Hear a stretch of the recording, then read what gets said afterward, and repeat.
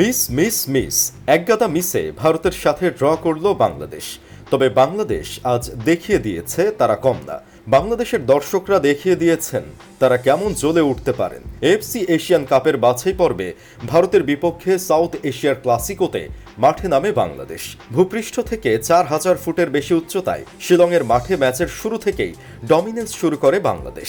Captain Jamal Bhuiyan একাদশে না থাকলেও হামজা চৌধুরীর নেতৃত্বে জনি হৃদয়কে নিয়ে গড়া ট্রায়োকে নিয়ে ভারতের মিডফিল্ডকে আউটক্লাস করে বাংলাদেশ। ম্যাচের শুরুতে ভারতের গোলকিপারের ভুলে ফাঁকা গোলপোস্টে গোল করতে ব্যর্থ হয় বাংলাদেশ। একের পর এক সুযোগ আসলেও কাজে লাগাতে পারেনি টাইগাররা। এত সহজ সুযোগ গোলে কনভার্ট করতে না পারায় গ্যালারিতে থাকা দর্শকেরাও হয়ে পড়েন হতাশাগ্রস্ত। ভারতের অ্যাটাক লাইন আপ ভালো সুযোগ কাজে লাগাতে চেষ্টা করলে তাদের মিডফিল্ড আর ডিফেন্স দেখে মনে হচ্ছিল খেলা হচ্ছে বাংলাদেশের ঘরের মাঠে। এতদিন বাংলাদেশ ফুটবল দলের যে মিসিং পাজল ছিল, এক হামজার আগমন যেন পূর্ণতার সূচনা হয়েছে। বাংলাদেশ অ্যাটাকিং ধাঁচের ফুটবল খেললে কিছুটা ধীর স্থিরভাবে খেলা শুরু করে টাইগাররা। এ সময় খেলার 30তম মিনিটে বাংলাদেশের ডিফেন্ডারের ভুলে জোন 16 থেকে পিন পয়েন্ট ক্রসিং করে ইন্ডিয়া। বক্সে আনমার্কড থাকা ইন্ডিয়ার নাম্বার 10-এর সরাসরি হেডিংকে ঠেকিয়ে দেন মিতুল মার্মা। এরপর পাল্টা আক্রমণে মাত্র 5 মিনিট পর একই জোনে বক্সে দুর্দান্ত এক সুযোগ পেলেও ঠিক জায়গায় প্লেয়ার না থাকায় গোলের দেখা পায়নি বাংলাদেশ।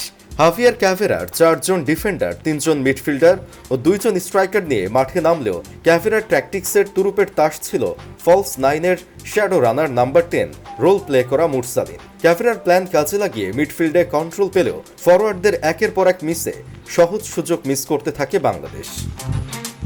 ম্যাচের 40তম মিনিটে বক্সে ফাঁকা অবস্থায় রাকিবের বাড়ানো বলে ঢুকে পড়ে জনি। একদম ফ্রি স্পেসে 1v1 মিস করেন বাংলাদেশের এই মিডফিল্ডার।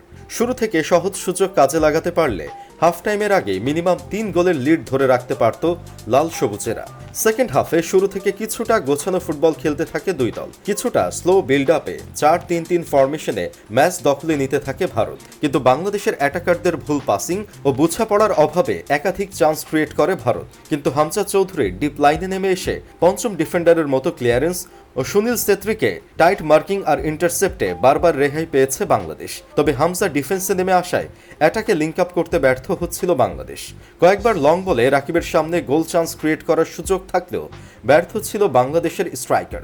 ফার্স্ট হাফে বাংলাদেশ দুর্দান্ত ইন্টারলকিং করলেও দ্বিতীয় হাফে বাংলাদেশের উপর হাই প্রেসিংয়ে চেপে বসে ভারত। সুনীল ছেত্রী কয়েকবার গোলমুখী অ্যাটাক তৈরি করলেও হামজার কাছে বাধা পড়েন এই ইন্ডিয়ান তারকা। শিলংয়ের উচ্চতায় বাংলাদেশ কিছুটা থিতিয়ে পড়লেও 60 ও 70 মিনিটে আবারও গোলের সুযোগ পায় বাংলাদেশ, কিন্তু আবারও গোল করতে ব্যর্থ হয় টাইগাররা।